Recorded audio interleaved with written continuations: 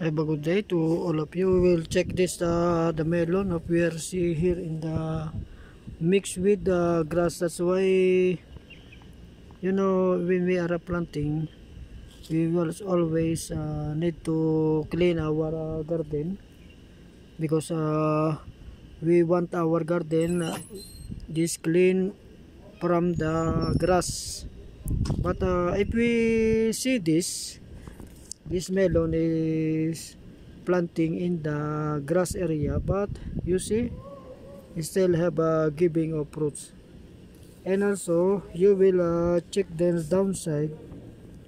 The soil here downside is not easily to dry because there is a cover of grass. That is the benefits of the grass here in the garden.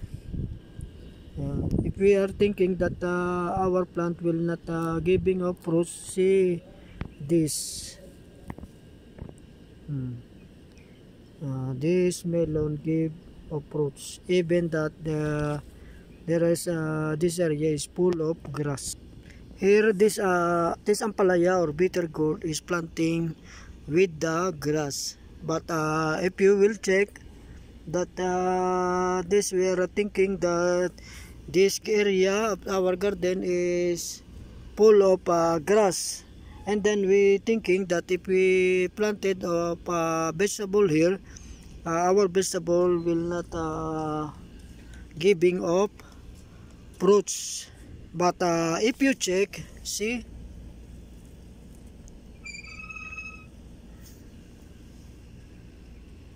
our this ampalaya or bitter gourd is bearing of fruits.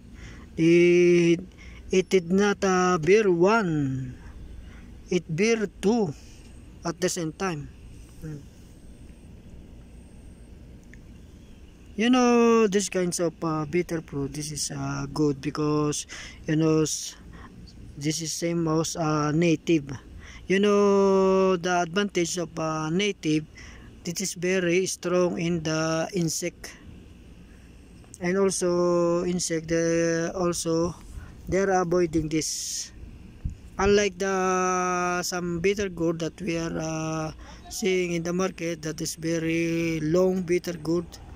This is the bitter gourd that always the insect love to bite and to eat. They love that. But this kind of bitter gourd, this mostly the insects not like this.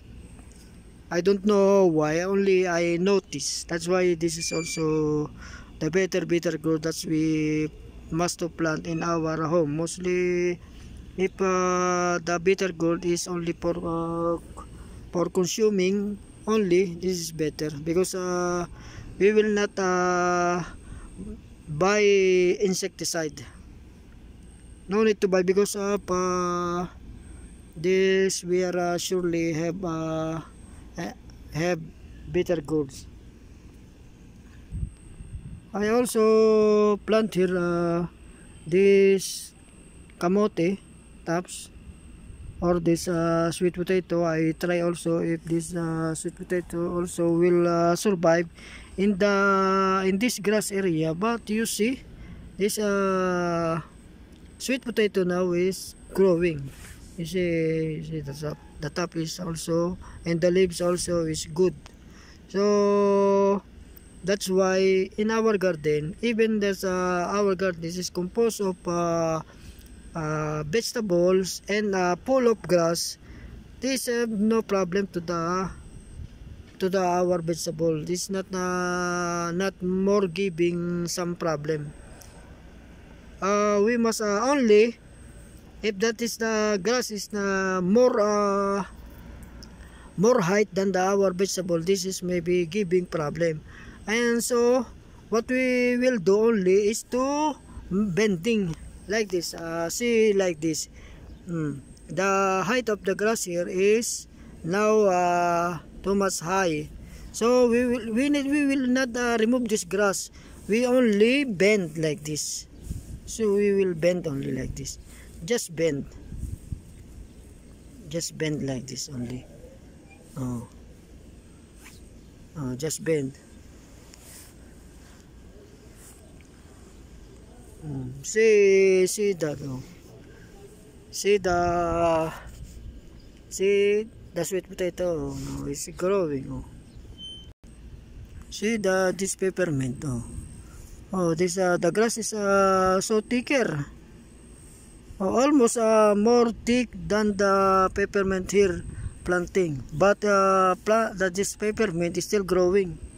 That's why this grass will not affect the growth of this peppermint.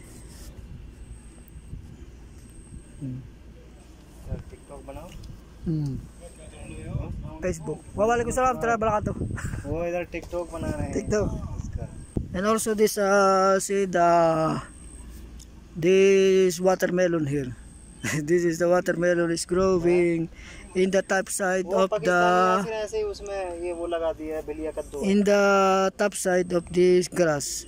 See, even though the grass is more here, but the watermelon is still growing in the top of the grass.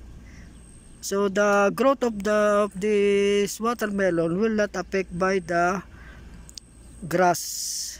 And see, the watermelon is still growing now.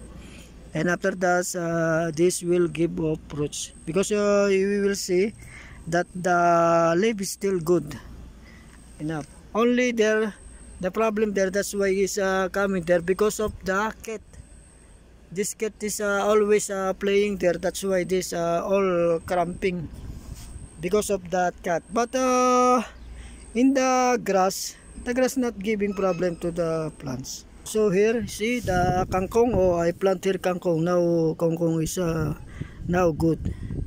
Inshallah, this will growing fast, because in the soil here is watered already and it's still wet.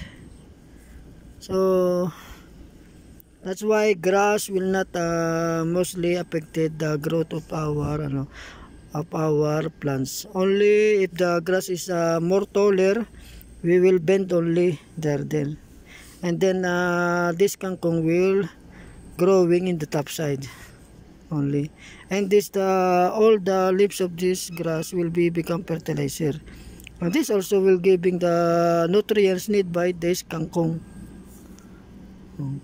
That's why if our garden is more grass there, don't be too much afraid in the grass, because the grass is too much giving help of our plants. They cover also the soil and giving also fertilizer to the and also our soil will not easily dry because of this grass.